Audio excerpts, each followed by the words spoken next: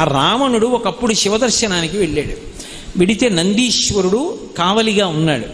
ఇప్పుడు ఏకాంతంలో ఉన్నారు, లోపలికి వెళ్ళి దర్శనం చేయడానికి వీలు లేదన్నాడు. అంటే కోతి ముఖంతో కనపడుతూ ఉంటాడు, పరమశివుడిచ్చిన వరం అని మీకు నేను మనవి చేశాను కదా. శివమహాపురాణంలో నందీశ్వరుడే చెప్పాడు బ్రహ్మాది దేవతలతో ఈ విషయం. కోతి ముఖంతో కనిపించాడు ఆ రావణాసురుడికి. ఆయన నందీశ్వరుణ్ణి అధిక్షేపించి, కోతి ముఖంతో ఉన్నవాడా, వానర ముఖం ఉన్నవాడా, నువ్వు నన్ను అడ్డగించగలిగిన వాడివా అన్నాడు.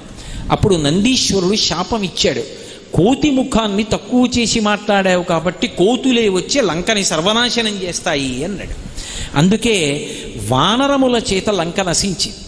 అందుకే హనుమ రామాయణంలో సుందరకాండలో రావణాసురుడి ఎదురుగుండా కనపడగానే సింహాసనం మీద కూర్చుని ఉన్నటువంటి రావణాసురుడు, తన కాంచన లంకలో తానున్న రావణాసురుడు, తన చతురంగ బలాల మధ్యలో తానున్న రావణాసురుడు, ఇంతమంది మహావీరుల చేత రక్షింపబడుతున్న రావణాసురుడు హనుమ వంక చూశారు. చూడగానే వచ్చిన మొదటి ఆలోచన ఏమిటో తెలుసా? ఆ హనుమ యొక్క తేజస్సు చూశాడు. ఈయన సామాన్యమైన వానరమా?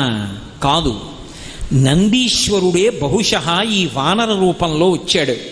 పరమశివుడికి తప్ప ఇంత తేజస్సు ఎవరికీ ఉండదు. కిమేష భగవాన్ నంది భవే సాక్షాద్ధ్యాగత భగవాన్ నంది అన్నాడు. అందుకే